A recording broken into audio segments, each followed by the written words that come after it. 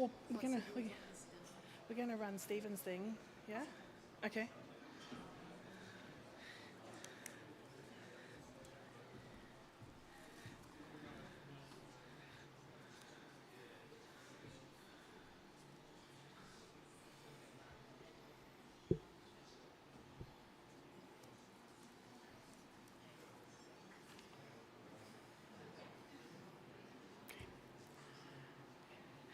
Good evening and welcome to the beautiful Toowoomba region, where we have rich traditions and bold ambitions. My name's Jade Bebbington and I manage Toowoomba Regional Council's Regional Architecture and Heritage Branch. Tonight we acknowledge the Aboriginal parties whose songlines traverse the lands we meet on, the Western Waka Waka, Guybil and Jarrawa peoples, and pay respects to their elders past, present and emerging, for they hold the knowledge, the rich traditions and bold ambitions of Australia's First Peoples. These rich traditions and bold ambitions will be fundamental in our response to a changing climate. We will need to be bold as we forge forward because the Toowoomba region's climate is changing. We need to design architecture and place to respond to this changing climate to ensure we have continued livability and longevity in the region that we love so much. Tonight we have some apologies from Councillor Carl, Councillor O'Shea, Councillor Von Hoff, Councillor Carol Taylor, Councillor Summerfield and Councillor Shine. We welcome you to what we hope will be the first of many celebrations and discussions under the banner of Toowoomba Region Urban Design Initiative, or TRUDI, as we fondly refer to it in Council. Architectural Design Series is a rebranding of TRUDI for us because we want to broaden the scope to be more than urban design. Tonight's talk is going to be about warm temperate architecture, and it's the first cab off the rank under this banner.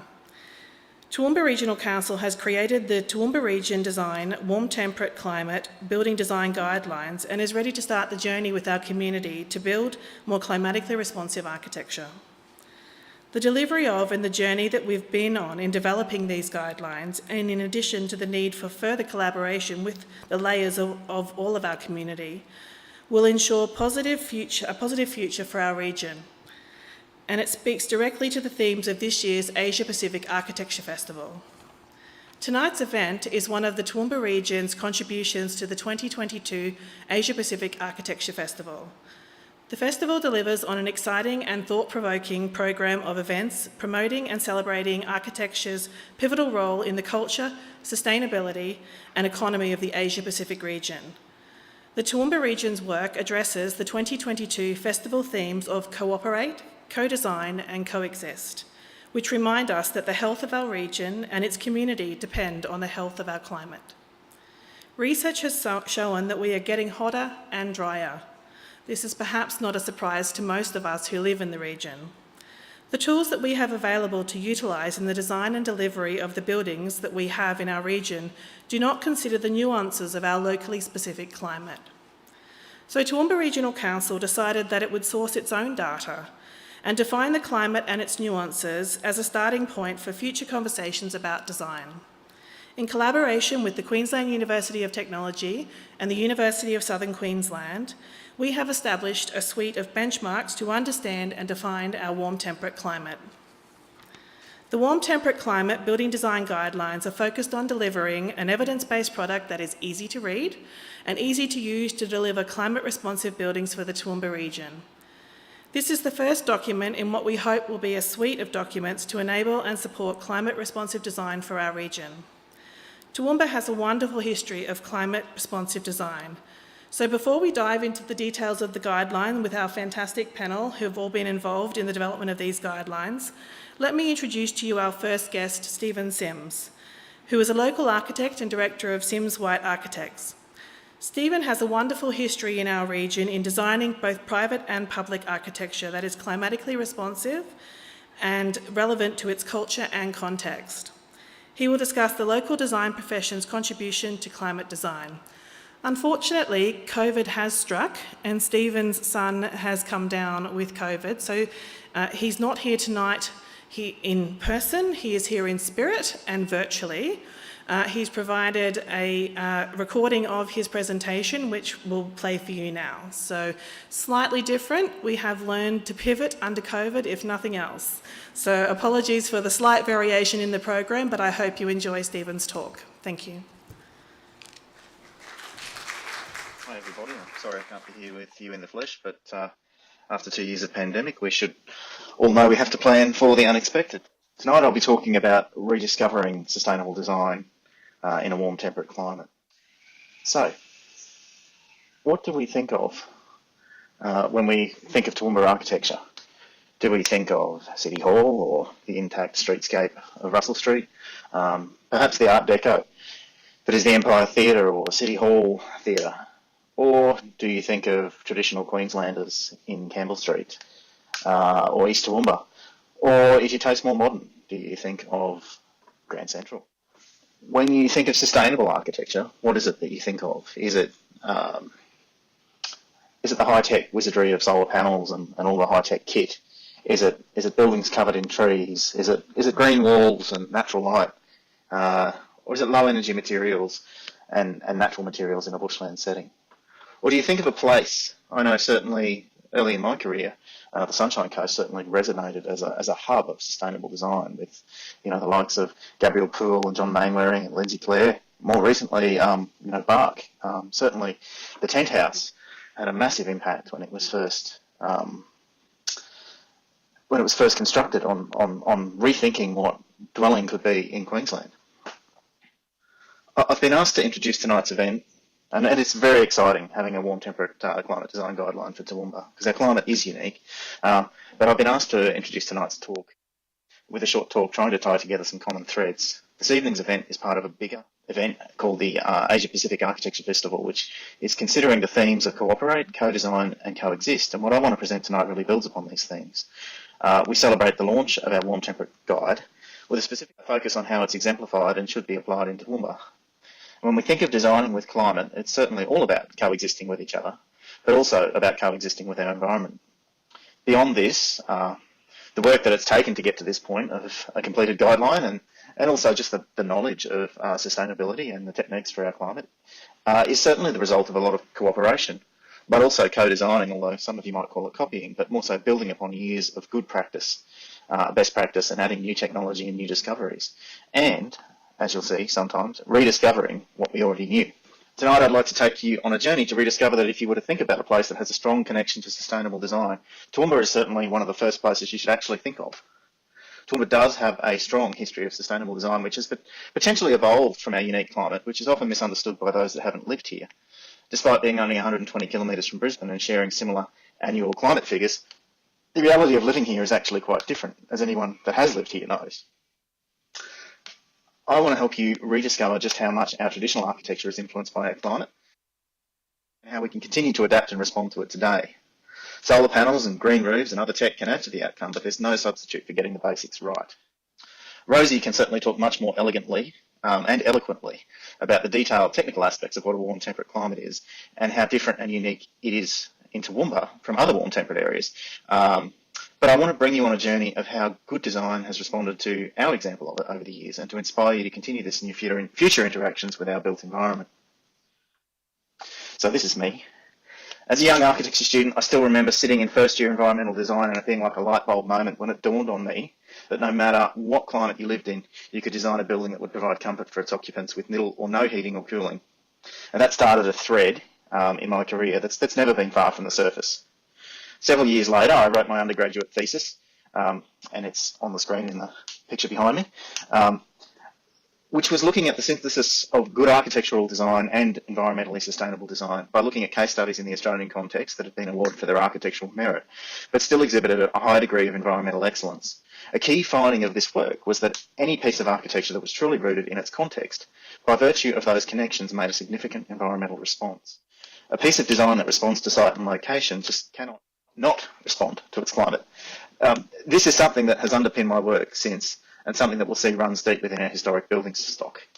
And at this point, I'd probably like to apologise in advance, and it's if I've forgotten anyone, in the little story I'm about to tell, and I also apologise if there's a lot of references back to my own life and career. Sort of given my interest in the topics and some of the relationships that you'll see, it's a bit hard for me to attach my own journey from the narrative. Okay, so what do these buildings have in common? Apart from the fact that they're all in Toowoomba, the key thing that ties these buildings together is they're all designed by members of the Marx family, and in particular, they all have Harry Marx's finger on them. Harry Marx is probably Toowoomba's most famous architect. The AIA State Award for Sustainability is named after him, and he was prolific, and he's responsible for many of the grander heritage buildings in the city, which often feature innovative lighting, heating and ventilation strategies. His father, James Marx, was a builder and talented designer in his own right, and he came to Toowoomba and built a lot of buildings that are quite famous, and that was followed by Harry and his brother Reginald, who probably, when you look at the list of buildings that the Marx have done, the vast majority of the commercial building stock in the Toowoomba CBD has been touched by the Marx at some point. They were operational from about the 1860s through till after Harry Marx's death in 1939. So that covers a really broad period. Certainly, William Hodgson was around at the same time, and he did do some commercial work, but a lot of his commercial work was carried out outside of Toowoomba, and a lot of his actual work within Toowoomba was more residential. But that's probably oversimplifying things, but certainly the impact the Marx family have had on the Toowoomba CBD just cannot be understated. And if I was there in the flesh, I'd hold up the book that just lists the sheer number of buildings that the Marx have done. What I want to do quickly is just look at a couple of my favourite buildings of his, and I won't have time to discuss all of the sustainable features, but really all I'm trying to do is weave a story that says that, yes, Toowoomba has this history of climatic design. So this one is actually my favourite, and I don't really know why, but it's St Luke's Hall, and really what's innovative about it is just daylight and ventilation. So you go in there at any time of the day and there's this amazing daylight in the place. You've got large windows at a low level, then you've got setback. Another one, ironically now owned by the Hodgson family, is the Alexandra building. Commercial building, Ruffin Street, and it has these amazing skylights internally. You have this amazing natural light upstairs. CKD used to be, another architectural firm, used to be in here for a while, and I did some work with them in a certain period, and that was one of the things that amazed me about that building. Just the beautiful natural light that was always in the place. Closer into the centre of the building, at a high level, you've got another row of windows to drop light into the centre of the building. On top of that, there's a whole heap of natural ventilation openings, and so the whole building sort of works passively to provide comfort and light for occupants at all times. Another one, ironically now owned by the Hodgson family, is the Alexandra building. Commercial building, Ruffin Street, and it has these amazing skylights internally. You have this amazing natural light upstairs. CKD used to be, another architectural firm, used to be in here for a while, and I did some work with them in a certain period, and that was one of the things that amazed me about that building. Just the beautiful natural light that was always in the place. And the third building, which I really throw in just as a giggle, but it's really there because it's got a connection to my family, is the Perkins Malt House, which is on the site of Grand Central now. And the attraction with this one is that Joseph Griffith Sims was my 4 times great-grandfather, and he was the maltster for Perkins Brewery, and so he would have commissioned this building, and he would have worked out of this building all those years ago. And it's interesting. I only found that out in researching for this talk. I knew that my ancestor had been involved in this brewery, and it's only in researching for this talk I found out that it was a Marx building. So it's just a classic Toowoomba small town connection. Marx was not only prolific as a designer, he was also an innovator, as we sort of said. So this is a sort of nothing special building that Marx did, a bit like the industrial one of my ancestors. There's the RB Sellers store now, which Aspect nicely done up recently. It's part of Walton Stores. But these chimneys, and there's something similar on the top of the St Luke's Hall. They are a classic Marx invention. He was prolific as an inventor. He patented so many things. But, the whole idea of these was that they would still ventilate, they'd catch moisture. They could be used for actual ventilation as well as for heating. One of his more famous inventions was, it's known by a couple of names, but the Austral Window is probably the most famous one, or here it's been patented as the magic patent balance window. But it was loosely an innovation based on the double hung window, and this one here is out at Bailey Henderson Hospital in the image. And instead of having sashes and cords and balances and things that were hidden in the timber that broke and needed servicing, it just had this sort of central pivot where when you pushed one window up, they'd sort of rotate on each other and open out. It caught on in America. It was very popular, but again, it's sort of one of those things that died out. But look, sadly, the inventiveness that existed in Marx's work was to see a decline soon after his death. Much of Marx's work was driven by the spirit of inventiveness that I mentioned earlier. There was a world without on-tap light, heat, and cooling, and he had a strong drive to innovate and to make buildings work, to provide comfort in the climate in their own right. And, to quote a thesis written about him, it's sad that perhaps he'd not envisaged the careless society that was to follow his own, a society where buildings with his own inventive devices would no longer work because they required maintenance or seasonal adjustment. Ceilings were high with roof lights often out of reach, and when rotting devices for the opening, closing became jammed with paint and dirt, they were left permanently open or shut. And, it was coupled in that era with the easy availability of natural light, heating and ventilation and push-button convenience of the nuclear age. In the 1950s and 1960s, where labour saving was the buzzword, climate-sensitive design really started to take a back seat. And that's probably where we head to next. So there were some notable exceptions, however. So Karl Langer was famous as one of the first mid-century architects to actually look at climate design and take it seriously. Austrian, came to Australia, and he was famous for building Lennons down on the Gold Coast, and then he did Lennons in Toowoomba, and amongst other buildings. So, and the success of Lennons is a long, thin building facing north, the bedrooms all looking out to the north, and, he's got this west-facing streetscape, so to shelter that from the and to make a pleasant entrance, to shelter it from our horrid southwesterlies, what he's done is recessed the entrance and made a feature of that so that the southwesterlies will sort of almost blow past the courtyard, and you create a sort of sheltered north-facing little space as the entrance. And it's a classic move for our climate. It's probably not perfect, but it's kind of what he had to do based on that side of the site. So here's someone from out of town that actually understood some context to our climate. The next group to talk about was Meisenholter and Just, who were in partnership together. And Meisenholter did this beautiful little house up the top of Jellicoe Street, which, again, it creates this courtyard facing east, but open to the north sun. And the house runs along the western side to shelter the courtyard from the westerlies. And it's actually quite pleasing to know this house is now owned by an architect's daughter who understands it and appreciates it. Mel Just did the Council Admin Centre in Herries Street, which is kind of much maligned these days, but look, it had some beautiful spaces at the time, and it's kind of just been, like a lot of these buildings,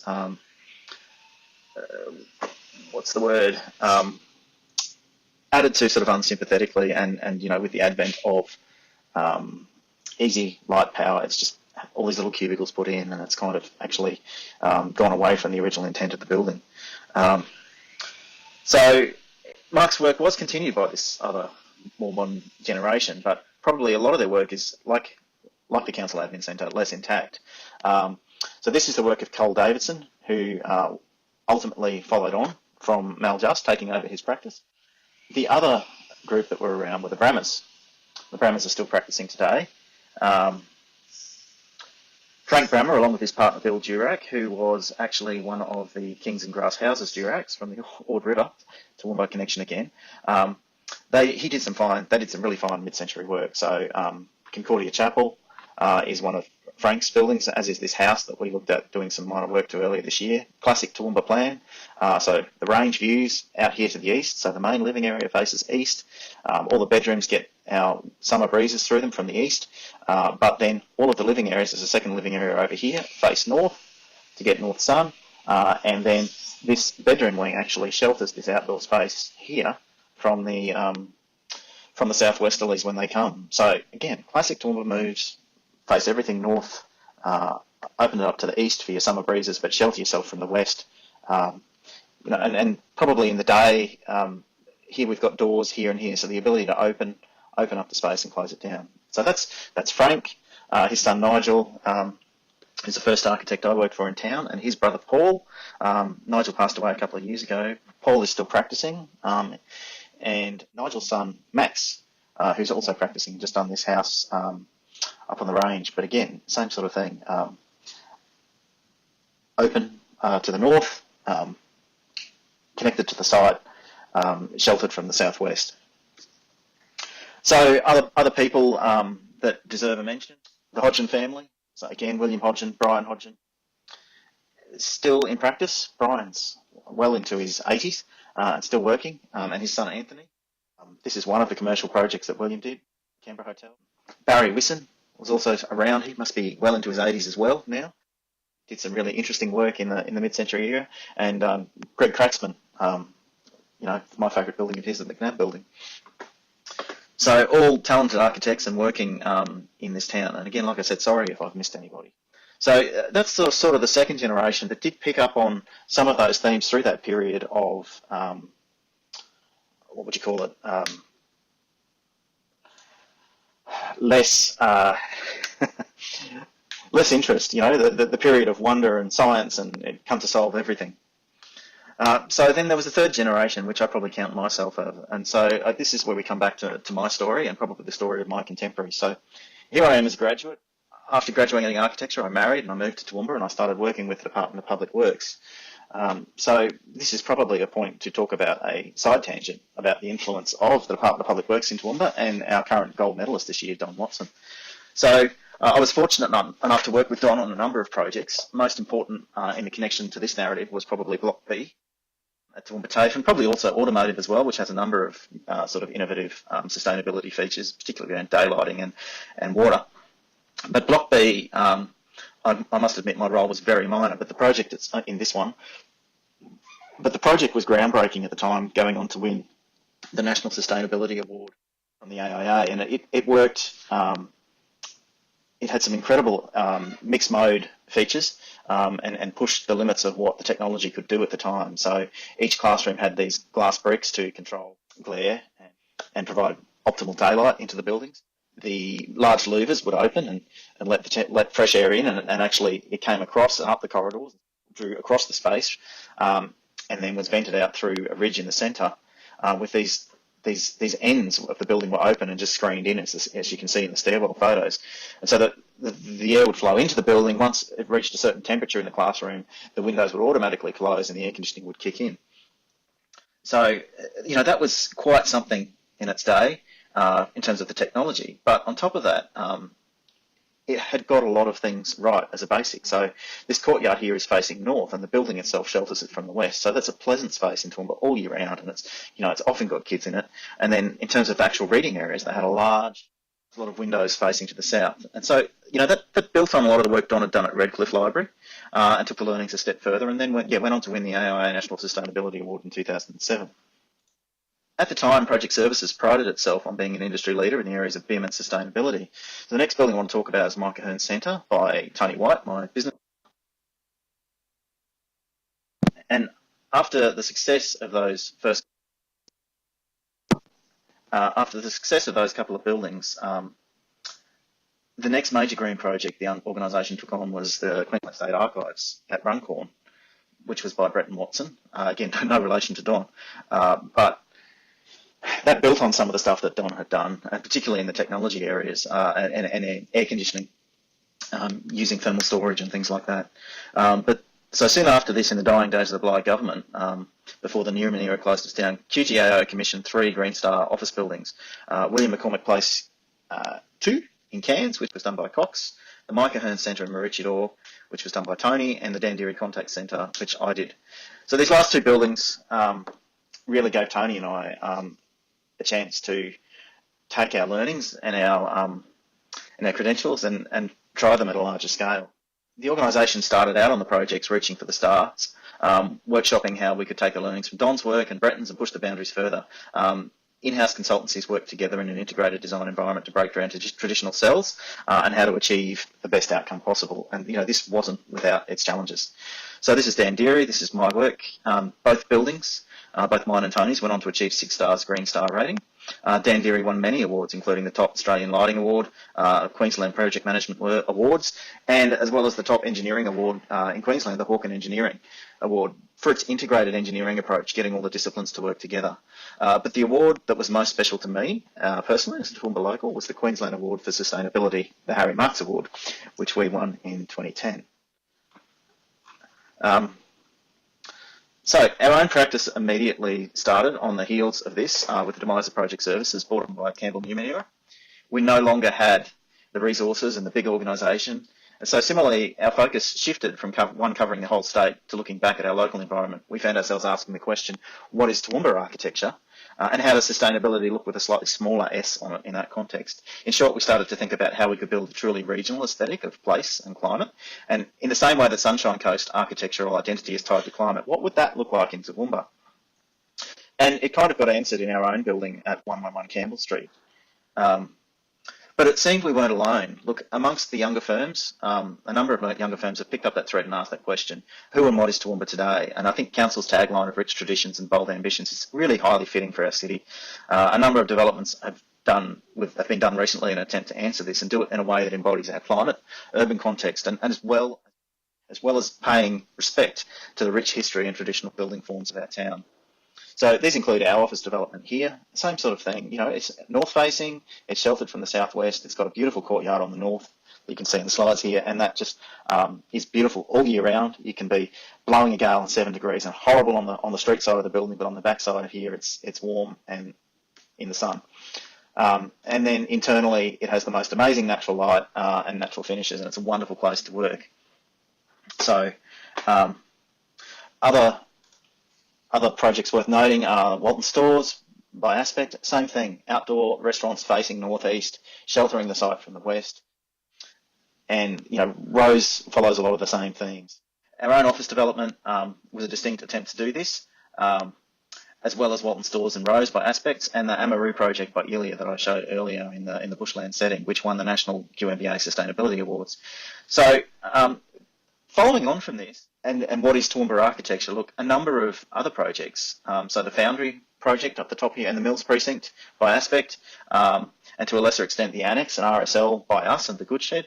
The RSL is also by Aspect.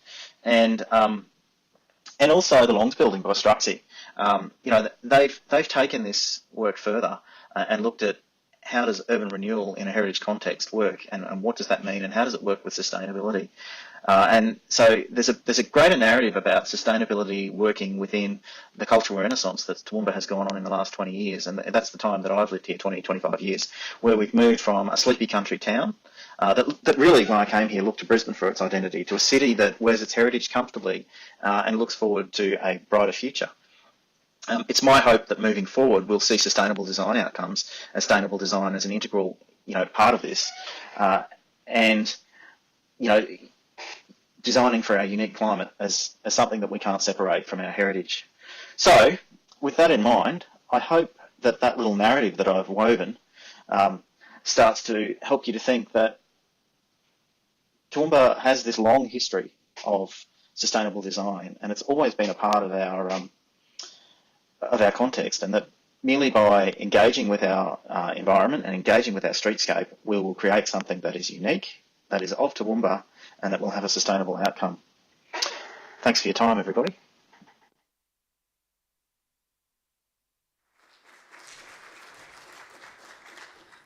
Oh, that was wonderful. I hope you enjoyed that presentation from Stephen, and certainly one of the key things I took away from that was our rich tradition in invention. So Challenge accepted.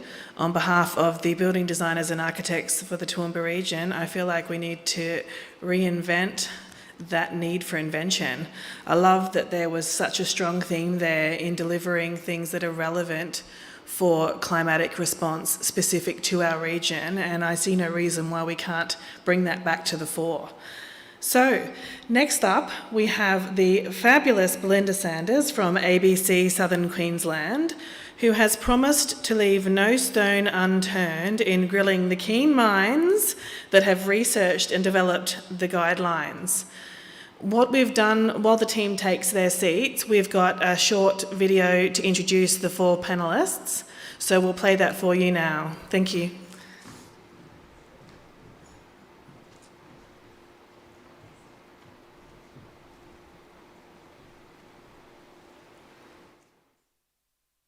Hi, my name is Kirsty Volz and I'm from the School of Architecture and Built Environment at the Queensland University of Technology, or QUT. My architectural practice and research focus is housing. Despite being a wealthy nation, Australian housing is of a poor quality in comparison to other developed countries. Poor quality housing is damaging to our quality of life, our physical health, our mental health, and our well-being.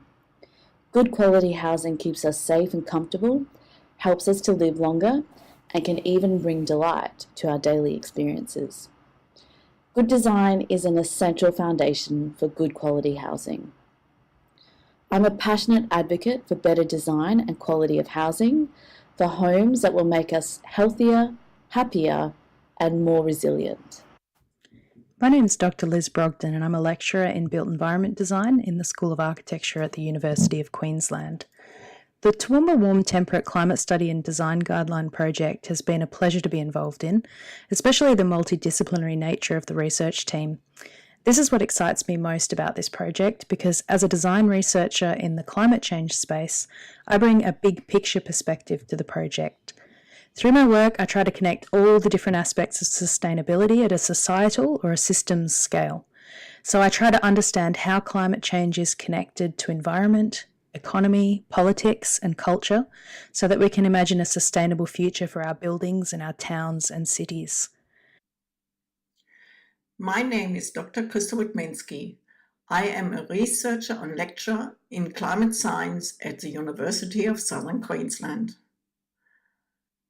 My involvement in the Warm Temperate Climate Study and Guideline project is to identify the climate characteristics which predominate in the Toowoomba Regional Council region, covering an area of 12,957 square kilometres.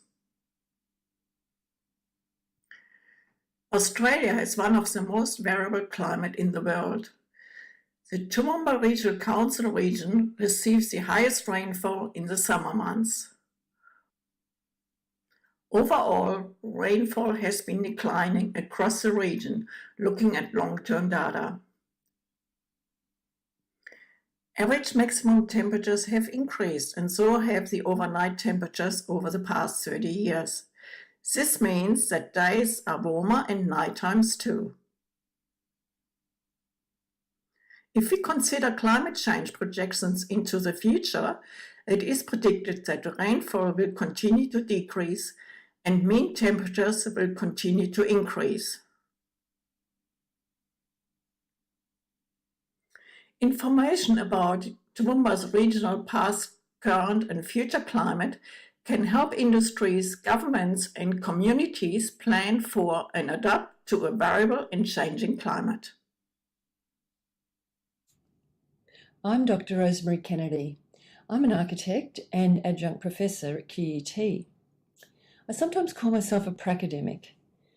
My subtropical cities consultancy is focused on evidence-based strategies for well-designed, climatically responsible places for a livable and just future. The process of defining the Toowoomba region's climate and architecture has taken our team on a global journey.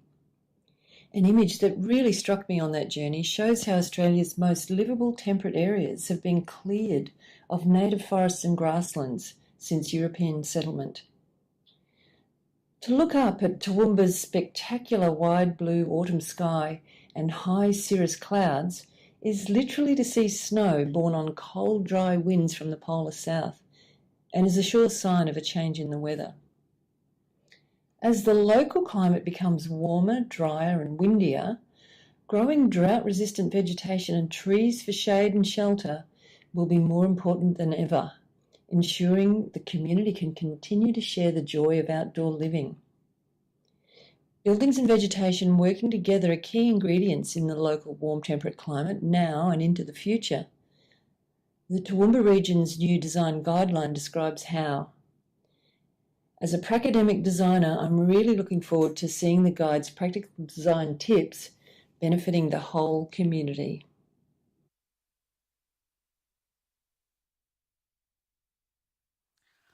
So now you know a little bit about the panellists. I'll tell you about myself. My name is Belinda Sanders and I'll be moderating the event.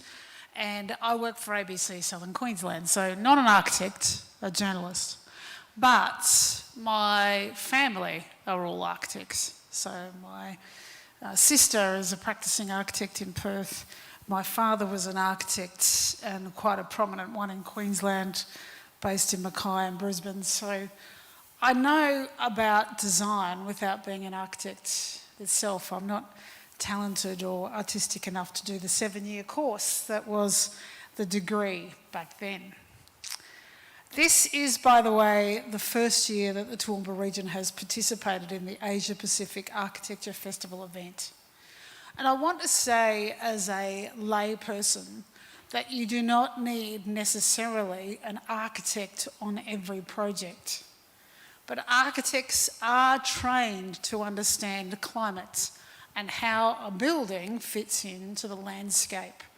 I myself have an architect-designed house, and I was listening to some of the comments that our guest speaker made, and I remember fighting our builder, who was very good, by the way, because he was willing to take on the project, about not wanting ducted air conditioning because the house would not be as valuable without ducted air conditioning. Or the fact that my husband and I didn't want an open plan design as such because we couldn't isolate rooms to make them cooler or warmer in a much more energy efficient way. Those open plan homes of today are fantastic in some ways, but they are very expensive to heat or cool, particularly if you don't have them faced in the right way. So, and I also have 120,000 litres in water. Yes, there was some extra expense when we paid for the house. It wasn't a particularly expensive house, but I tell you now, we're thanking our lucky stars because we don't pay for water at all. We don't pay for power, they pay us at all, and haven't done since 2011. And that has saved us thousands and thousands of dollars. We don't have ducted air conditioning. We rarely turn it on, in fact, because of the way that the house is designed. Louvers are my favourite thing, and the way that the house is designed in terms of being protected, that was said in that original speech. It's sort of an X shape, so you can protect yourself from the wind and the summers, etc. But there are many houses that are already built, of course, and we'll talk a little bit about those today as well. It is very tough to admit, but modern conveniences like electricity, transportation, air conditioning contribute to climate change, and the remedies potentially involve significant lifestyle changes. But the purpose of tonight is to give you control. You can cut your own costs. You can survive the rise of costs that is coming because of the changes that you make today in the house that you might live in right now. Black roofs, for example, are not a good idea. And I see them a lot. But I wanted to ask, firstly, a little bit about a story related to a chicken. And the reason I'm asking this is because it gives you an idea of how little research there was when it comes to Toowoomba-specific climate. Thank you, Belinda. So when we started to work on this project, so we submitted a tender to work on the project, and we had a really fantastic brief which came from Jade Bebbington and Toowoomba Regional Council, which really did ask us to go back to first principles of climate science to really understand what a warm temperate climate was, but specifically what was it in this part of Queensland, the only warm temperate climate region within Queensland. So I started to look for data that was available from weather stations, and there were only 2 weather stations in the region, which is quite shocking for a very large region. And the only weather station that I could draw useful data from, because I'm not a climate scientist, was from Oki. And that again wasn't very useful. So I thought, okay, I'll check through the scientific literature. Maybe there's some privately owned weather stations that have been accessed and I can find out where they are. And what I found in that search was a lot of research about indoor air quality for chooks on broiler farms, but nothing about humans living in cities in this climate in this part of Queensland. And so that gave me an indication as to what data was available, and obviously an agricultural history and still a strong agricultural tradition within the region had dominated the way that climate was researched and the way it was looked at, and I knew we had to go right back to first principles. So that's when I knew we needed a climate scientist, and that's when I found Krista. And that's my next question to Krista. Tell me a little bit about what this region can expect climate-wise, if you could compare it to something that perhaps people already know climate-wise, and when. Okay, when I started this project, I looked at the weather station where we can have access to the climate data, and then I looked at the long-term changes, how the climate has changed, like rainfall, maximum, minimum temperature. And I discovered that through 30 or 50 years of data, by looking at it, that we know that rainfall has decreased, maximum temperature has increased, and also minimum temperature, which is nighttime temperature, has increased. So if we look at this, so we know that the climate has become hotter and less rainfall over the last 30, 50 years. So knowing that, taking that information into the future, knowing that, so therefore we can make better plans for the future by applying this knowledge. So if you could compare, say, Toowoomba to another town right now, what weather could we expect, and how far into the future would you anticipate it to change into that? Well, the tendency of hotter climates, less rainfall is everywhere really, but we also can make prediction by using certain models like CSIRO is using, and the long-term prediction also show that we have an increase in temperature and less rainfall in the future. I think you were talking about Kingaroy.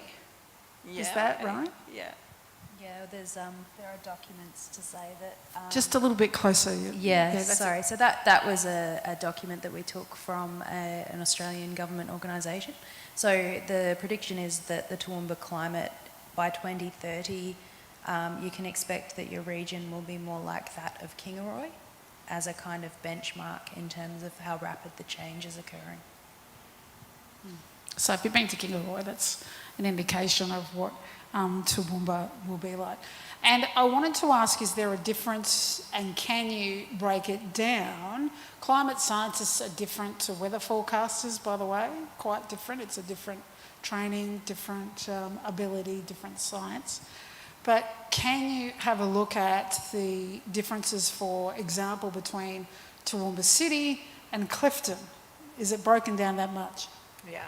So if you go further to the west, it's getting hotter further to the west, and also the rainfall decreases more the further you go out to the west. So that gives you an indication of what we're talking about. And I wanted to ask, first of all, anyone who'd like to chime in on this, perhaps we could get comment from everyone. Where do you think we're going wrong? I mentioned a couple of things, not being an architect, things like black roofs, no eaves, air conditioning, facing the wrong way. But where do you think we're going wrong now?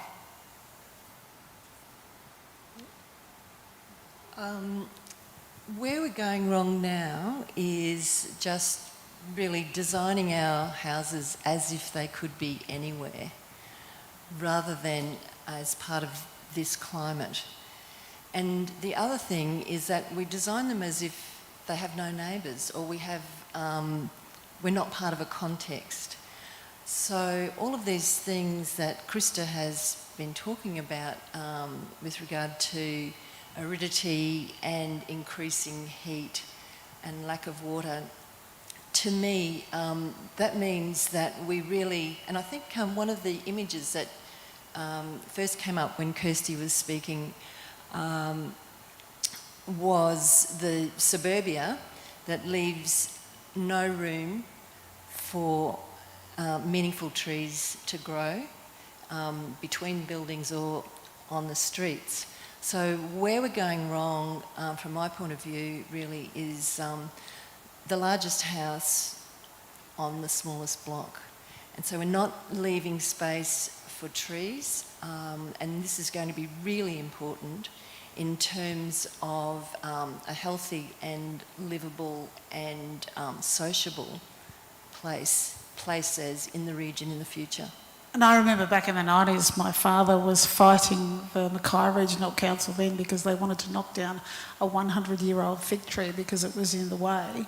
So architects have always thought this. You can design around trees. It's not as hard as you think if you look for someone who has the expertise.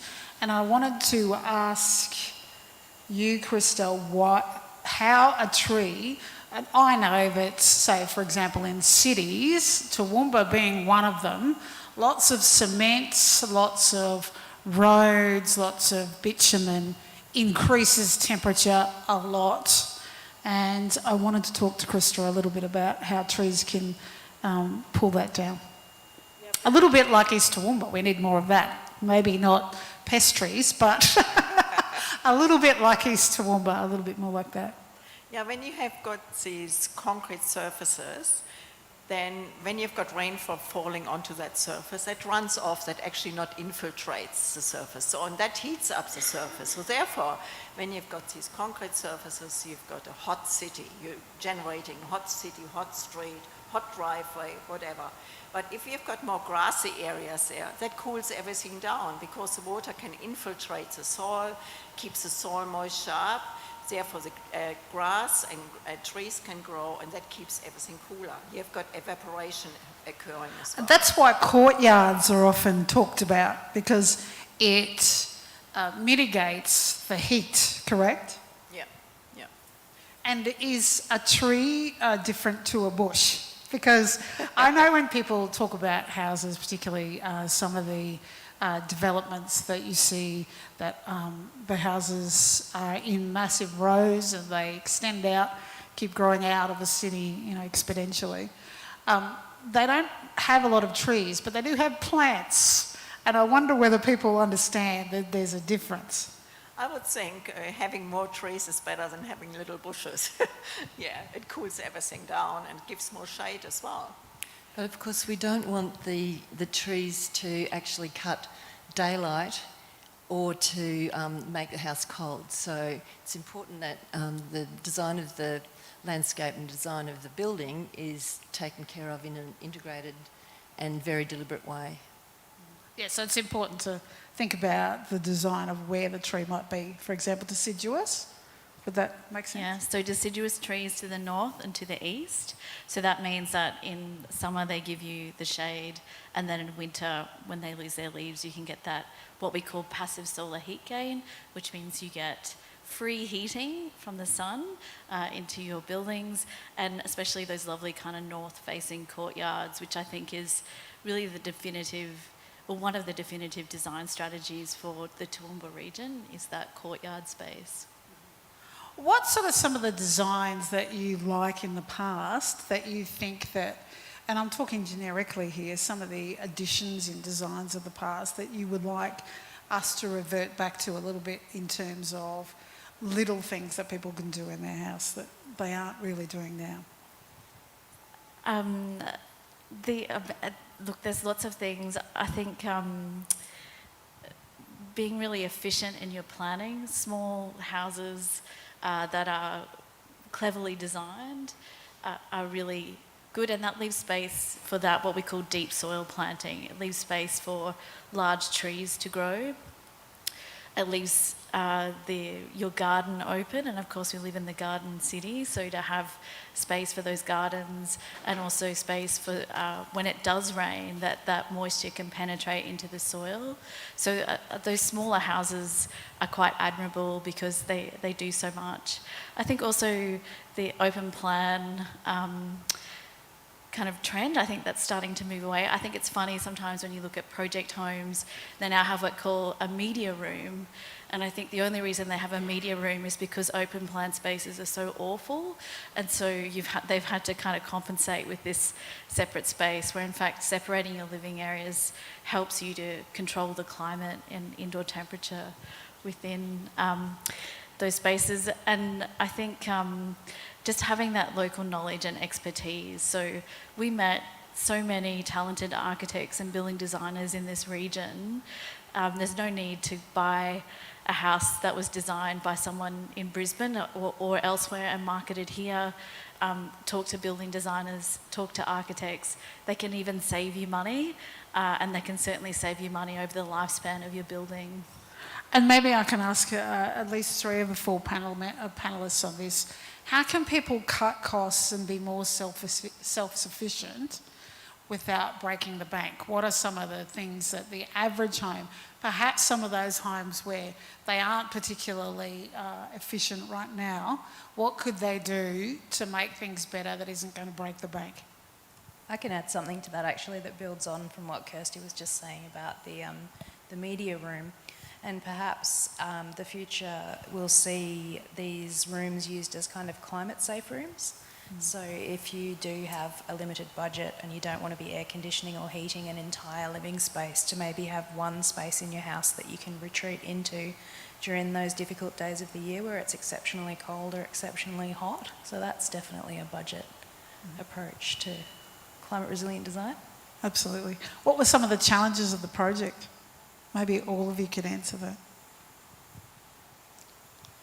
My challenge was really limiting the scope in a way. We took sort of 3 fairly in-depth steps, and one of those was to look definitely at what goes into classifying a climate, and climate science started with literally recognising the vegetation that grows in certain areas, because when climate science started we didn't have weather stations. So we did that, but we also took a national and global journey into looking at exemplars, and that has given us a lot of data that we've now distilled down, we hope, to a fairly digestible set of guidance. But let me just say that this is really just the first step, and we do feel that it's an incredibly positive and forward-looking move on Toowoomba Regional Council's part to actually say this is our climate. We're really interested in livability. We're really interested in people's welfare, and that there's a place for everyone. So that's why I'm excited, just so that it starts to sort of permeate the general psyche, I suppose, that this is warm temperate climate. And of course, warm temperate climate is actually quite rare. And when you talk about welfare, design really does extend to many things. So mental health, knowing your neighbours, cool, how you can cut costs, vegetable gardens, so there is a permeating thing that goes from just how a community is designed. And I wanted to ask you, Krista, can we create, even in commercial buildings or high-rise buildings, microclimates that people talk about a little bit? Or is that too hard?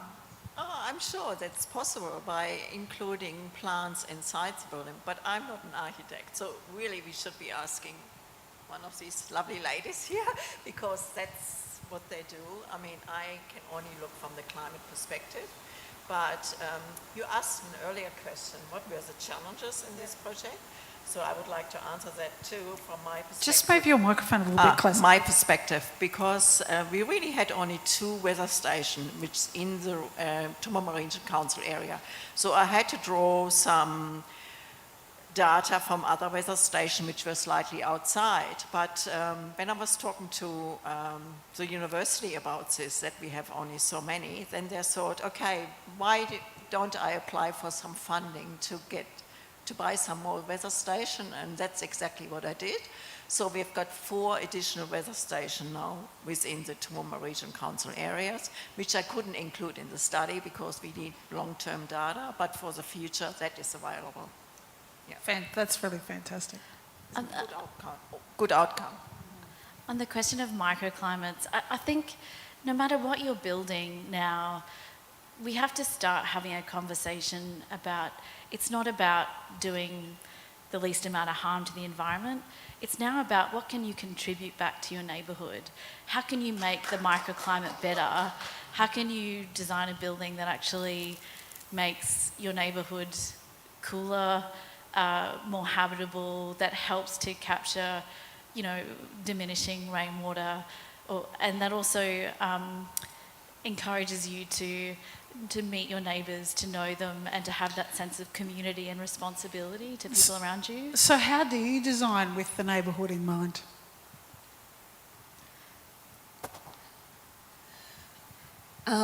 That's really the first step.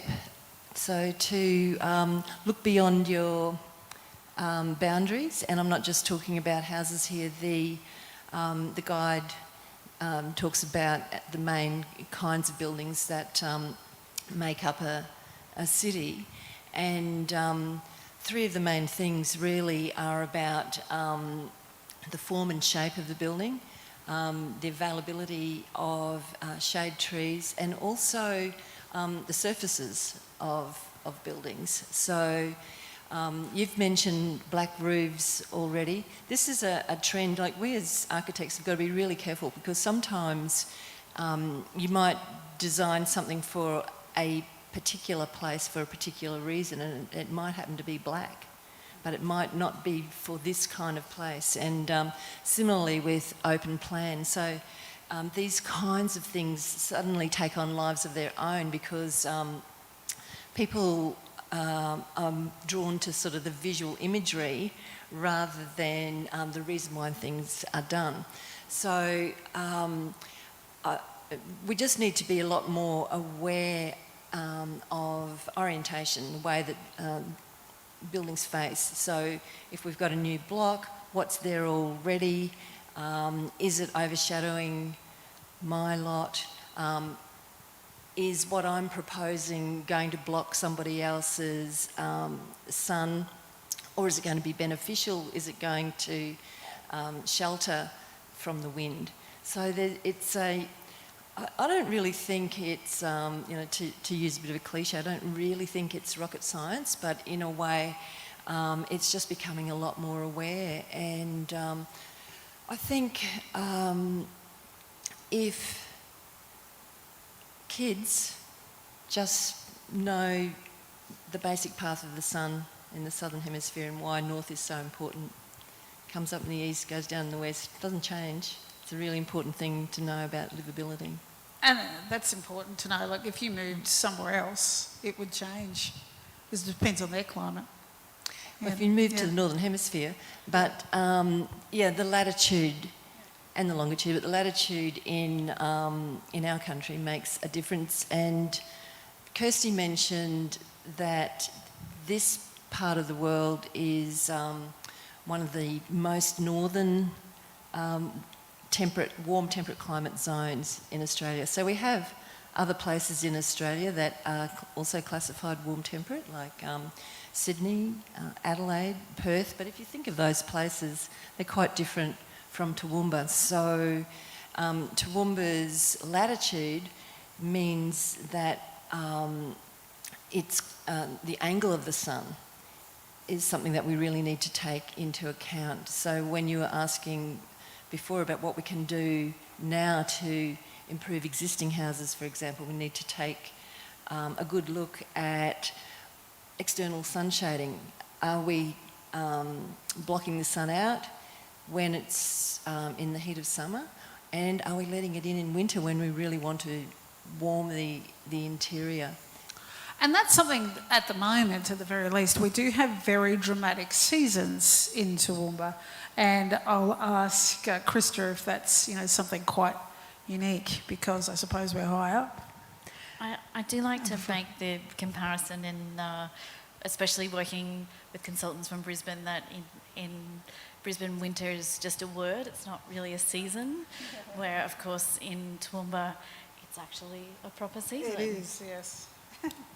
Yeah, actually, Toowoomba seasons there, we still have the usual seasons, but if you, for instance, go to Brisbane, it's totally different there because the summer season has become so much longer and the winter season's so much shorter.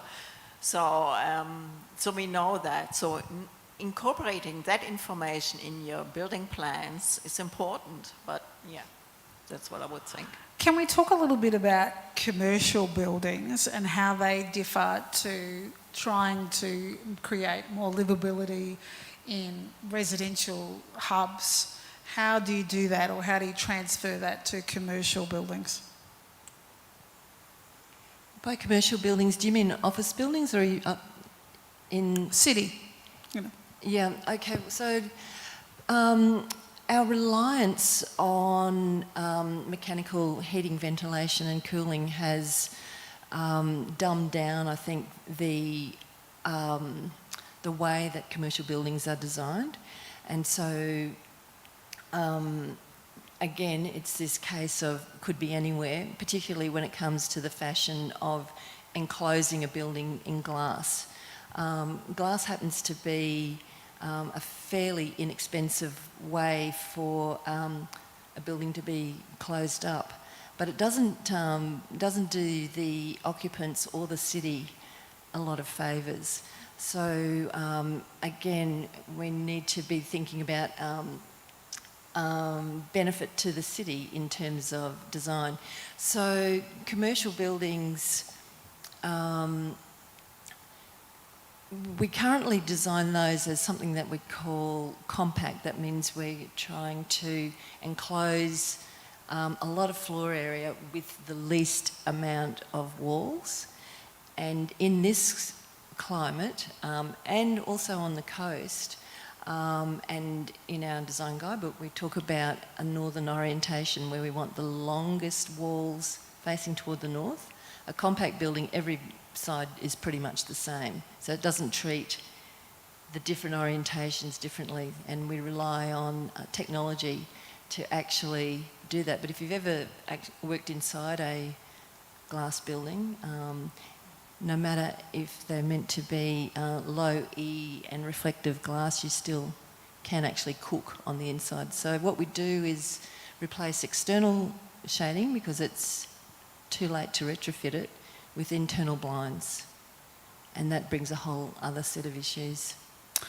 Liz, are we getting better at using technology to help with livability in commercial and housing, and what type of technology is available today that's better than ducted air conditioning, if you know what I mean? Like, what else is out there that an architect would consider when they're designing a house? Yeah, I think your question hits on an approach to sustainable design that tends to favour technology-based solutions. So while air conditioning is becoming more efficient and we can put solar panels on roofs and we can access more sustainable energy sources and remove gas from homes and all of these kinds of technology-focused solutions. I think what we're most excited about with this project is that it's about putting the power into the hands of the building owner and the designers to create these passive solutions so that less technology is actually required in the first place. So that's kind of where I'd go with that answer. So how can you decrease cost when you're looking at housing or commercial? Because that's the first thing I hear when I am talking about innovative design, architecture, is people say, oh, but no one can afford to have that. Belinda, I think you answered expensive. that. You answered that yourself right at the very beginning where you talked about the house that you live in and what But you've I built saved. that house. I built that house, whereas people have started on a different, like they might have bought a house. Like I think we need to talk a little bit about someone who, if you're building a house, absolutely. If you can, and we did pay more money. It's not a particularly expensive house, but we did certainly pay more money, and people thought we were strange in order to save the money now. But I just wanted to ask a little bit about how you decrease the cost, not only on building a house, but on the house that you have today. Because everyone's talking about costs going up, electricity, fuel, food, everything. I mean, if you're renovating or building a new house, I will say it again, hire an architect or a building designer who's really interested in sustainable strategies. There might be a small upfront cost that pays off for a long time over the lifespan of that building. But things like, obviously, good insulation. So in your walls, in your roof, in your floors. And we talk about, I think this is an important distinction. So when you look at a lot of Toowoomba's heritage buildings, there's clues there, as Stephen kind of outlined. There are wonderful clues.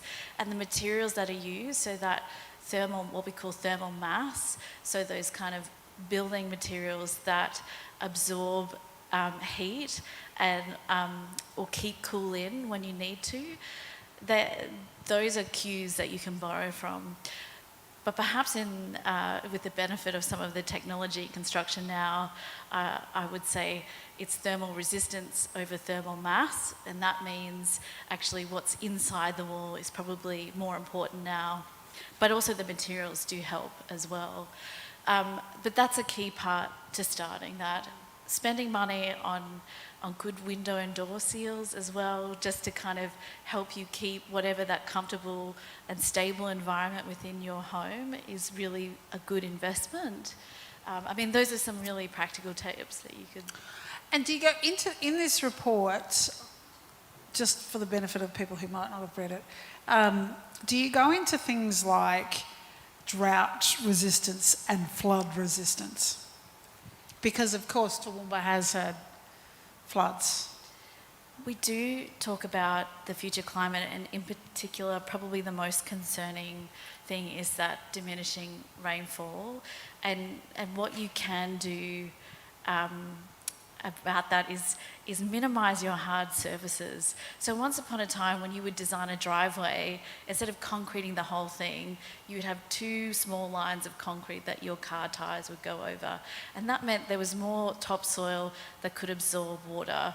Now, obviously that's out of trend, we don't do that. There are other really fantastic products out there now, like grass cell blocks. There are hardy grasses that a lot of them are good native grasses like lamandra and so forth that you can actually drive over and they will survive, and they are so much better for the environment, for an environment that will become drier than using concrete. So that would be my advice, is wherever you can minimise concrete and paving, do that. Find something else that will allow that water penetration into the soil. I think flood, obviously, over the last few weeks, we're kind of having this important conversation. It never goes away in our climate, and perhaps that's another project that we need to think about into the future. Belinda, one of the elephants in the room about cost is the size of dwellings. So our houses have more than doubled in size, and some other research basically said that Australia has the largest houses in the world. So do we actually need all of that space? So that's a lot of materials that we're building, and then if they're not designed for the climate, it's also a lot of space to actually heat or cool. So the amount of people that I talk to that say, that there's a lot of dead space in houses. You might have some yourself where there's a room you don't really use.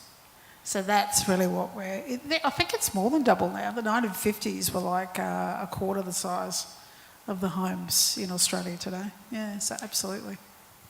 Yeah, and of course not every household is the same, but there are some households that are occupying a lot more space, and with demography there are actually a lot more single-person households, so we really need to be thinking of those multiple dwellings and how they work.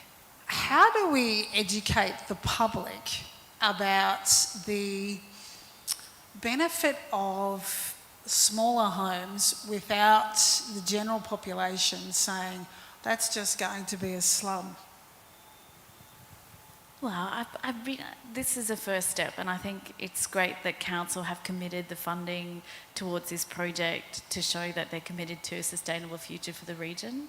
And so, and we hope that this is a tool that's really accessible, that talks about those issues. There's an architect, he was the Victorian government architect, he's now in Perth, another warm temperate climate, Geoffrey London, and he said, you know how there's display villages at, say, Highfields? What we need are more display villages of, thoughtful, small homes designed by architects so people can actually see how marvellous and livable they are. Architects need to be developers.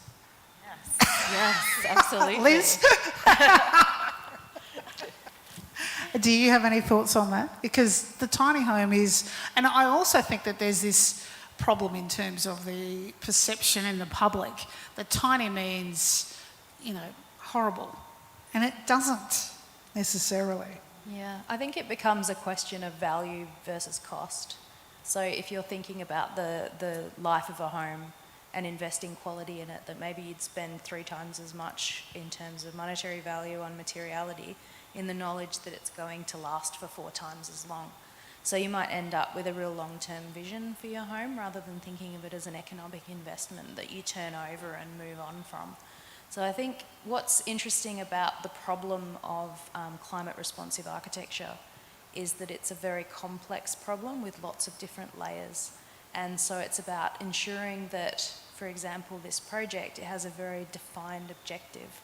And that objective is to communicate the kind of core design principles that constitute high quality design in a warm temperate climate, and with very firm boundaries around that. So obviously that doesn't touch on issues of, say, retrofit, it doesn't touch on localised issues of flood or bushfire risk and all these other problems that can be fleshed out. So it's about changing people's minds incrementally so that you can enact change across a community.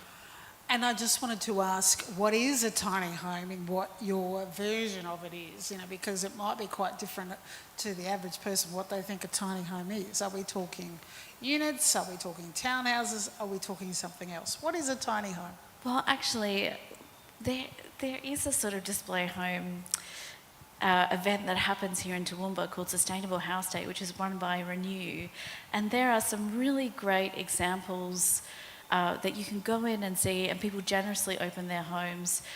And these are homes that are around 110, 120 square metres, that have 3 bedrooms, that have a great kind of living area, that are really beautifully designed and well put together. So that's a great place where you can kind of see those spaces. I live in a house which is 114 square metres, and that's perfectly livable. We can't accumulate too much junk. you know, we've got to live pretty, and I guess it also pushes you to live in a sustainable way in that sense as well. So I think, but look, back to that Renew's Sustainable House Day is a great event that people can get along and see some great examples of really efficient, well-designed housing. So we do need to, as a city, as a region, look at different types of houses that might include tiny homes, for example. Yeah, and they don't even have to be tiny. I mean, they just can be really efficient. But everywhere in Australia, we lack diversity in housing. So when you think of people at different stages of their life, people who are retiring and want to downsize, their choices are very limited. There's a townhouse or an apartment. Perhaps they still want to live in a detached dwelling that might be easier for them to manage. You know, that's an issue we do. So the average household size in Australia is 2.3 people. For some reason, we still have so many 4 and 5 bedroom homes for these much smaller households. And I think it's just about the market waking up to actually what people need and shifting from a 1960s housing mindset to a 21st century mindset. Mind you, I know that Toowoomba Regional Council years ago actually did allow for different types of development in East Toowoomba, and they were held down. It wasn't done particularly well. Sorry for the councillors in the room, but there are heritage areas where the public just does not want, smaller options in those places. And of course, the councillors that are here are going to be aware of that because they want to get voted back in. Let's face it, that's the truth. Nimbyism. I don't think it's just here. I think that it has recently happened in Brisbane as well, where some people in certain areas decided they would not prefer townhouses because they saw them as being very high density.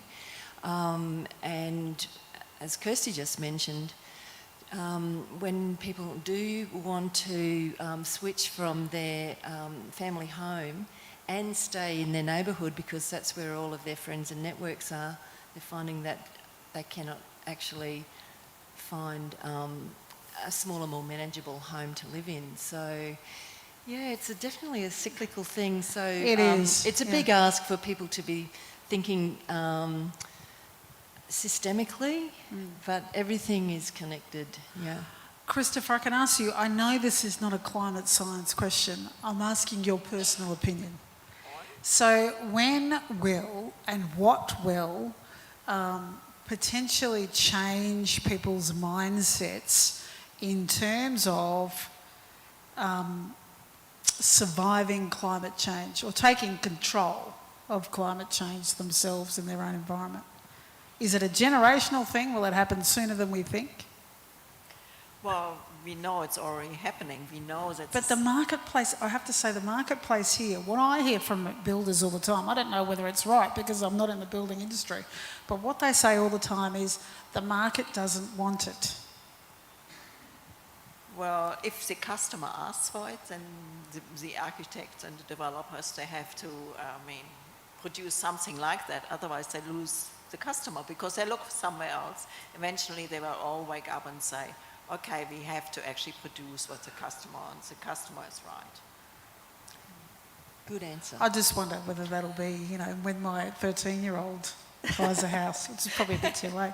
But maybe we need to I think that there is an issue in terms of what people consider to be luxury living and wealth, luxury offices, air conditioning, pods, all those sorts of things, versus what that is in the 90s even, is still hanging over today. Don't you think?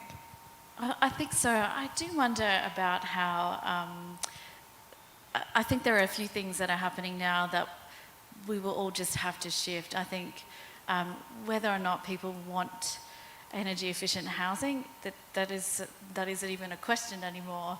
The legislation is going to net zero. That's already happening. and energy is becoming very expensive, as anyone who's probably filled up petrol in the last few days will no doubt know. So I don't think it's about that. I think the question here, and council's important role here, is about making sure that those are good quality design outcomes that people can access, that it contributes back to the character and the unique kind of beauty of Toowoomba, and I think those are the important things that we all need to do now. And the other thing is a pandemic, and I was reading an article about this has been a pandemic of buildings, and you know what? Sitting in an air-conditioned space is a really good way to catch a respiratory illness. So in fact, having natural ventilation is not necessarily a luxury, it is now something that has become a necessity. Oh, yeah, that's a very good point. But I'll take a few questions if you have any and you'd like to ask specifics. We'll take some questions next. But how are you hoping, and I'm going to ask everyone this question, how are you hoping in terms of average developer, average homeowner, average office owner will use this particular document? I'll go first. Through our community consultation process, something that came out in the responses from people that were engaged in the workshop and also an event that we had where we collected data, there was a lot of, it was a very clear message that there is a need for an advocacy tool.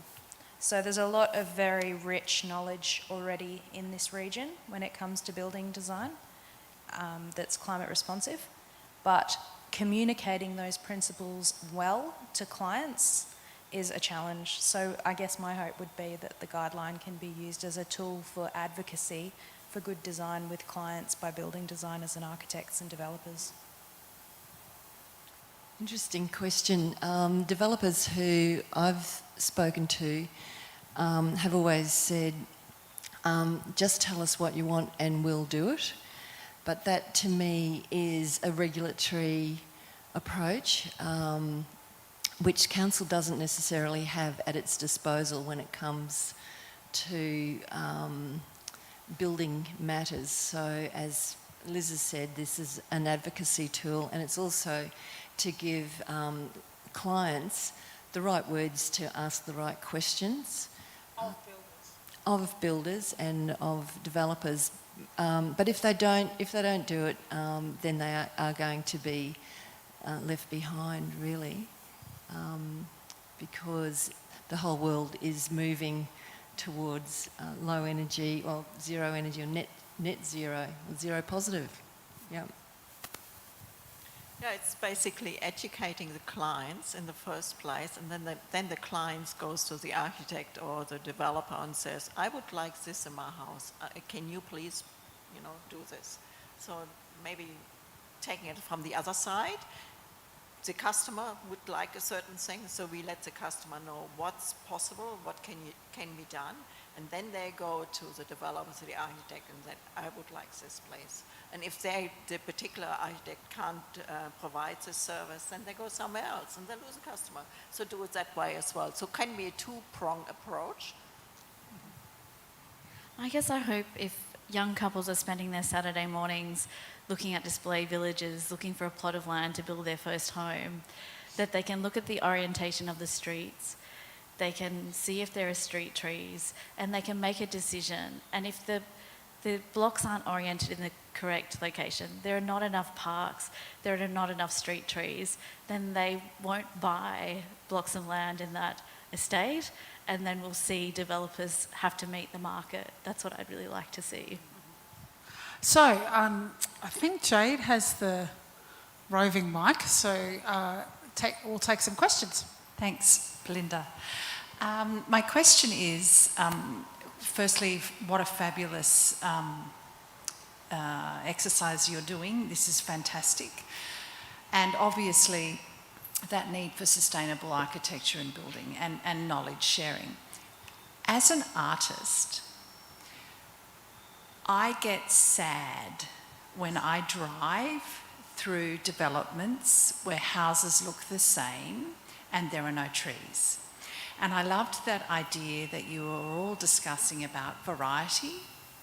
And I wonder I don't understand I mean, I know what a property developer does, but it is my wish in the world that architects can have more input with the property developers on how those plots of land are divided and built, and so that they stop looking the same and that there is a variety of small houses and big houses and trees and parks. Can we just stop doing what we've been doing? It looks horrible and I get sad.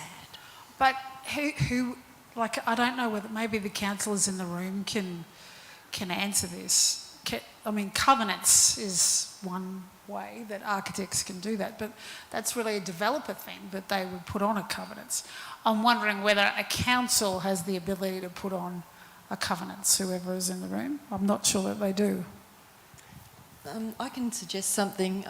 Were you going to answer that, Jane? I can answer that. I think that it's council's role to work with the developers in delivering subdivisions, and we do try and work with our developers here. I think what you're looking for there is a diversity of lot typology, and it is something that is quite near and dear to my heart as well, and it makes me sad as well that we have what we often refer to as cookie cutter houses in our estates where they are all the same, and it is something that we would like to deliver on in terms of diversity. Diversity not just for a visual amenity outcome, but simply because we need diverse housing stock for the people that need that. So I live in a 4-bedroom house by myself. I'm a statistic. And that's a bad thing because I should be living in a 2-bedroom apartment or a 2-bedroom house, but they don't exist. So what we need in that diversity of stock is to meet diversity of end user needs for a variety of affordable, social and just general need. So it's something that we'll have to work through with our new planning scheme and look for different ways that we can influence a greater diversity through housing development in the reconfiguring of a lot. And it is a challenge for us in that space, but it's definitely something we're very aware of. I wonder whether councillors themselves need courage to stand up to those that say no when they know it's the right decision too. Sometimes Our bold ambitions. like from and my rich perspective, tradition. from a media perspective, people do complain. Of course they do. But there is a, let's for example look at, just pulling something out of my head, vaccination. You hear a lot about anti-vaxxers, but there are 95% of people in this city that are vaccinated. So I wonder whether the councillors or politicians generally listen too hard to the 5 or 6% or 7 or even 10%, because it's an environment where the media is 24-hour. It is, and so you hear those naysayers quite a lot, and they have a right to speak. But are they the majority? That's the question that I think politicians probably have to ask. I think the advantage we have is a very proactive council that are very supportive of what we're doing with this guideline. They all endorsed with, full colours what we were doing here, and I think that that's incredible for us to know that we have their support going forward with this project. And we did flag for them that we would like to explore urban design as another banner under this heading, for that reason, to look at housing diversity, to look at lots and what we can deliver in that space. So from my understanding, we certainly have our politicians' support to play in this space. Can I just add on to the housing diversity issue? It's not just councils or state government, it's a whole system, and it really, it always comes back to the banks and what they value and what they lend against. So the developers are sort of also constrained to that.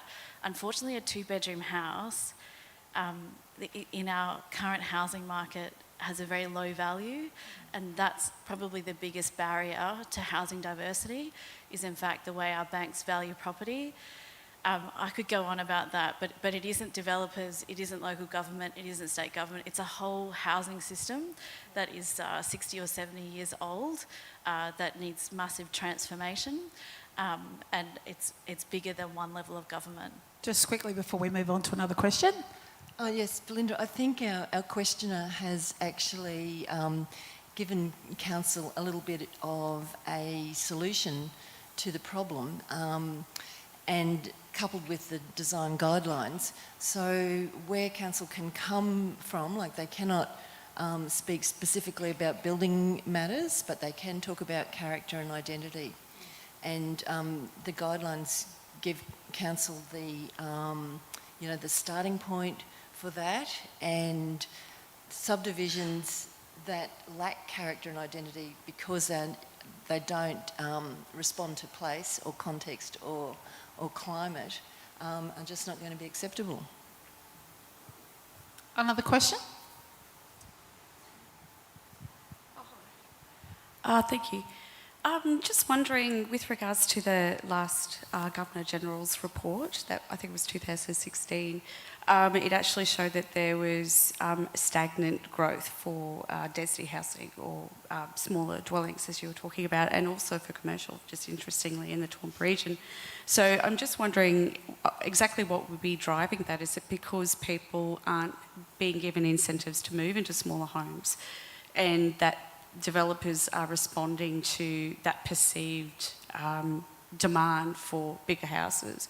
There's also actually, interestingly enough, a high demand for work-live space, which doesn't seem to be being met in our region. And is that something that could also be considered, and that would also bring that community, cohesion that everybody keeps talking about? Is that something that could be included as part of this? And I love what all you ladies are doing. It's really great, thank you. But yeah, I'm just wondering if that's something that...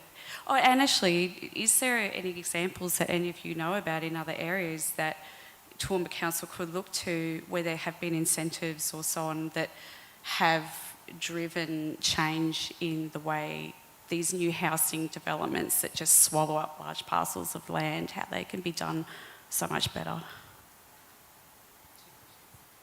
Can't think of any incentives, and when I think about master plan communities elsewhere, it's the lots are becoming really small and really squeezed, and still resulting in no room for trees, and we really need trees in the street so that people can actually walk and get out of their cars, and again, it's a whole sort of systemic thing that we're talking about. In relation to trees, one of the things that I hear is, when I'm talking to the average person, is they think trees, they think bushfire risk, got to cut them all down, and I've got to have a certain amount around my house, which is legislated. So how do you counteract that in terms of explaining that to a person that trees can be beneficial in an estate and around a city? Just look at Western Sydney. The suburbs in Western Sydney are now at least 5 degrees warmer than other areas of Sydney because there are no trees, because the houses are too big on small lots, because there are black roofs, because there's asphalt everywhere. And what's devastating about Western Sydney is now, they're starting to try and fix that. So they're literally painting roads white because it's about to become unlivable. So when you think the average temperature in Western Sydney during summer is getting up towards 40 degrees Celsius, and they have days that go over 45 degrees Celsius, not because of the climate itself, but because of urban heat island effect and what they've done in the planning of those suburbs, that basically people who are $1 million in debt for a house have diminishing house value because it's an unlivable area. We don't want to recreate that. It really does make a massive difference, the cement and the roads and the reflection, and it's awful. Absolutely. I think this question here is I think really hits on a root cause of a problem that we've all been talking about as interconnected across lending, across the economy, across developers' motives, across what council is able to enforce through planning schemes. But I think it might be a better question to ask about housing that's fit for purpose rather than thinking about it in terms of scale or size. So housing that's adaptable, that can change with the lifetime of a person, and Rosie's research that talks about ageing in place, so houses that you can grow with a family and then adapt to. But a case study, I think you asked if there's a case study that I mean, one that's gaining momentum is the Nightingale Model, where there's very high dense.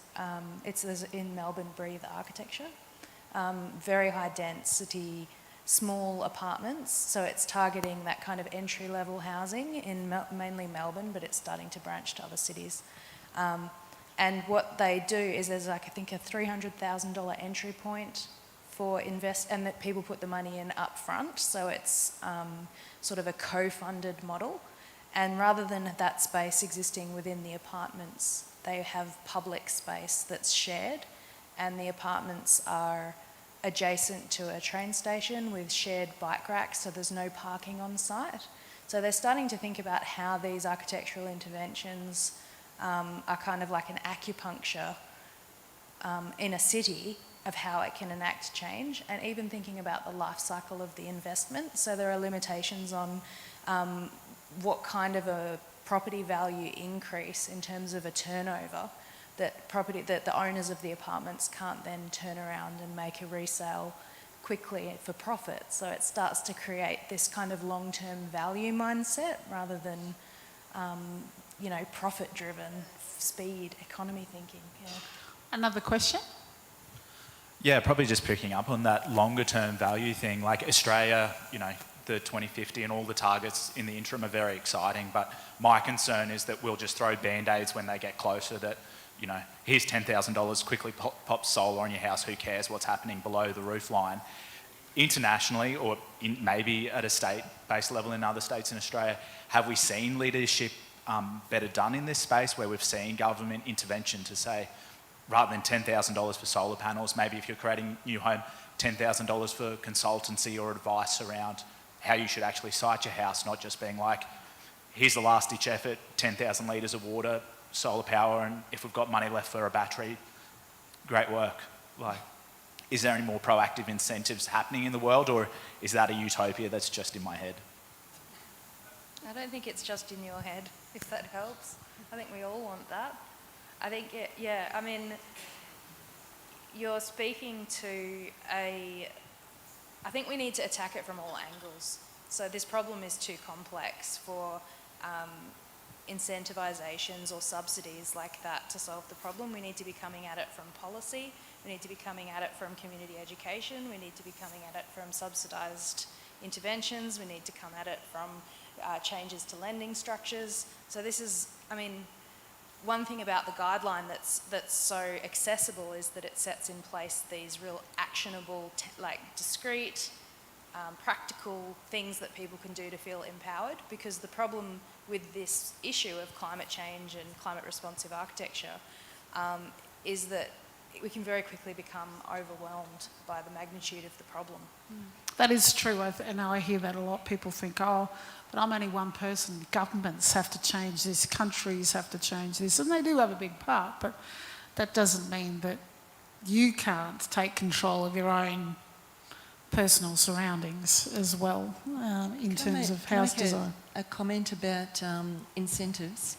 So incentives do work, and they can actually, especially if they're designed to bring innovation. So Stephen earlier was talking about innovation and invention. When the Singapore government wanted to introduce more greenery into the city, and that was a very hot, dusty city that was pretty much denuded of plants, even in the 1980s. But living walls and green roofs have come out of Singapore.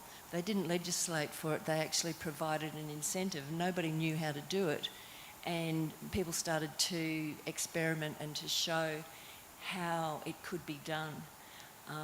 And it became quite a successful program. So incentives are a really good idea, and just one of the things that can go into the mix. But we've got to be careful about running headlong into things and not getting them right, which we saw with the insulation program and so on. Yeah. We've probably got time for one more question because, of course, I am the time police in my job, so we'll be finishing at 8 o'clock. So does anyone else have a question? Yes, one more question. Yep. We've heard a lot about lot sizes and house size, quite understandably, but when it comes to the greenery in an urban area, it's my view that the road reserve width plays a major part, and that is something that is controlled by the legislators, and particularly the amount of space between the curb and the property boundary, what we'd call the verge, because that allows for decent trees and that sort of thing. We have here in Toowoomba traditionally some of the largest road reserves in, I think, Queensland, although we struggle to maintain them. Does the panel have an opinion on that verge width? That's why the first principle is in the guidelines is about thinking about urban form in its entirety. So because this is just about buildings, we talk about that public and private space being on a continuum. So the private plantings can benefit the public space, but public space plantings can also benefit the private space, and seems perfect in the garden city. And there does appear to be a fair bit of space, not just on the verge, but on the road reserves here. But I can't comment about that because I'm not an expert. The council will be thinking that there's a lot of maintenance in that. That's what they'll be thinking. Yeah. But you're right, grass, for example, takes a lot of water. There's lawn mowers that take petrol and energy to cut them. But you'd have to change. Yeah. I assume natural plants would, native plants would be what you'd be planting, right? Absolutely. Would that be right? Yeah. I think that also that when we talk about climate resilience, part of climate resilience is knowing your neighbour, having networks and communities to reach out in those times of need. And so verge gardens are great ways to build that community, and that's an important contribution. And I think that keeping that neighbourhood in mind, as we move towards net zero with the building construction legislation, there's a really terrible risk that we'll end up with very well-insulated, isolated eskies where you will live inside in a permanently heated or cooled environment and not know your neighbour and not enjoy the mental health of being outside and looking up at the sky and so forth. So this is what that role of these guidelines are, is it's beyond that kind of technical side of it and about livability, about creating buildings that contribute back to the neighbourhood and Toowoomba as the garden city. And also sorry, I'll put my microphone down. Anyone else want to, absolutely, I think that's a really good point though. Anyone else want to make a comment on that? No? Another question, we've got one more question time. Oh, sorry, well I can take it down. Jade's saying, I gave the mic back. We've got time for one more question because it's 4 minutes to 8 and then we'll finish.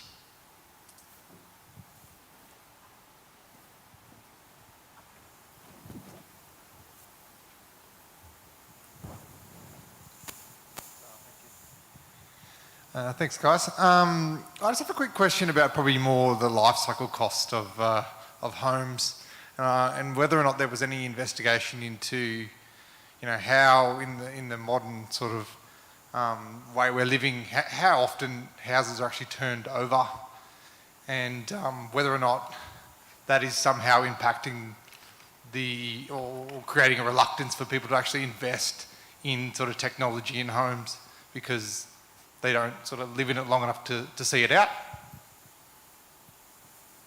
Gee, that's a tough question. Did you? I did. Just trying to find it. Nationwide, the average home will last between 50 and 80 years. So you'd have to, so it's not going to be demolished in that period of time, average home 50 to 80 years. but I don't know about turnover, but you'd have to assume that in the future, because of cost of housing, I'm certainly taking that into consideration, maybe I'm wrong, that the turnover will be less because children, when they're lucky enough, will have parents that will pass on their house, I would think. I mean, I think we're about to see a rapid transformation of attitudes towards investment in housing. I think it's inevitable that we're going to have to start thinking longer term in terms of what we're prepared to invest into our homes, because the cost of making a house comfortable in extreme temperatures and resilient to extreme weather events, I think it's going to represent quite a substantial investment. And, you know, while a lot of that is worrying, I think it's also exciting because it means that we can become really kind of sensitive and attuned to where we're located and where we're building, and kind of return to some of the kind of old knowledge of the way that we used to build before we were kind of driven by this fast turnover and property mindset, profit-driven mindset. But and I'm just trying to recall, there was another element to your question that you were talking about, life cycle cost, and I think as well that's being reinforced by a kind of cascading effect of policy change around net zero carbon that's going to start to require that we do these full life cycle assessments of buildings at the development approval stage, and that's inevitable, it's coming. New South Wales is leading the way in that space, and Queensland's not going to be far behind it. So I think there's just this like huge groundswell of change coming that we're going to see in coming decades, a complete overhaul of the way that we understand why we build and for how long we want to be in ownership of that property. And it'd be nice if we return back to a family estate that you pass on through the generations. Well, it's happening in other countries. Certainly, I know Japan, it happens where, you know, in parts of China as well, and I've built the house with the consideration that there are two levels, but I'm thinking we'll live in one area and the kids will live in the other, and then we'll move out to a small home. So it's adaptable, but I think that is a trend. multi-generational. Multi-generational, absolutely. But 50 to 80 years is the current lifespan of a house. I would suggest the turnover is probably fairly high right about now, depending on where you are, because people are seeing profit. Depends on the market, doesn't it? I've just moved out of a house that I lived in for 27 years, and that house is already 100 years old. It's going to keep going for a long time because it's a Queenslander. You know, there's so many things that you can actually do with it. And speaking of small footprint, it was 120 square metres, had 3 bedrooms, and also had a work from home space, which was incredibly flexible.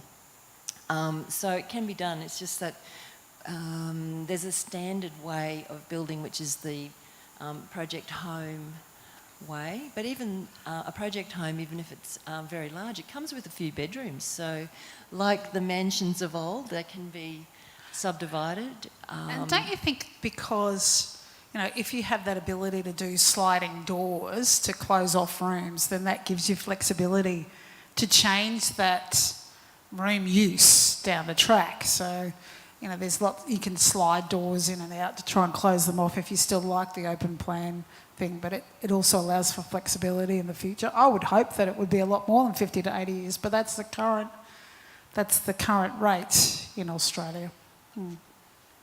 And people move house. We didn't do the research ourselves in terms of turnover, but people move house every 7 years. Must be the 7-year itch.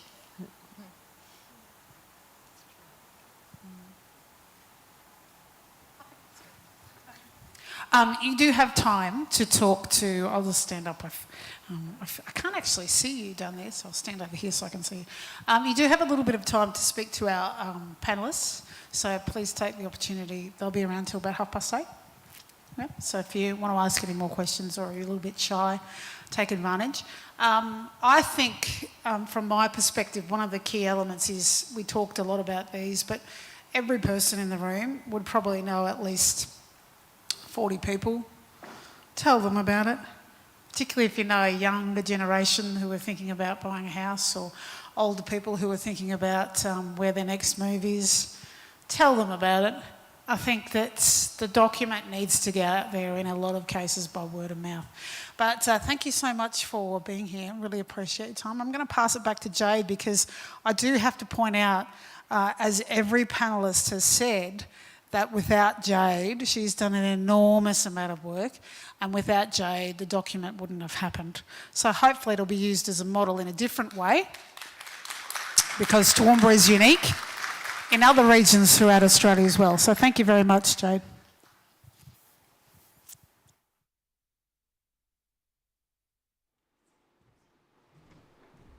Thank you everyone for coming tonight and for staying and listening to the panel, and thank you so much to our panel and for your contributions throughout this project. I have learnt so much in the last 2 years about our climate, our warm, temperate climate.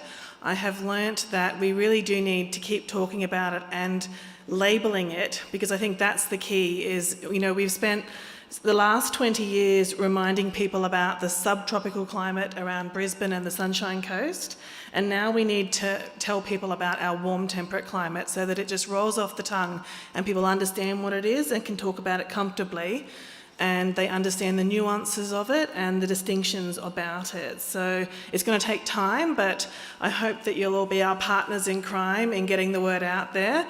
And we have amazing building designers, amazing architects who work in our region, and amazing builders who deliver their houses and their designs. So please work with them and please help them to keep delivering fantastic architecture. Thanks again. Please stay and enjoy having a chat with our panellists. If you've got any questions, I'm sure they'd be happy to answer them. And if you'd like to download a copy of the Warm Temperate Guideline, it is available on our council website. There's some postcards out the front there with a QR code that will help with that. Thank you again.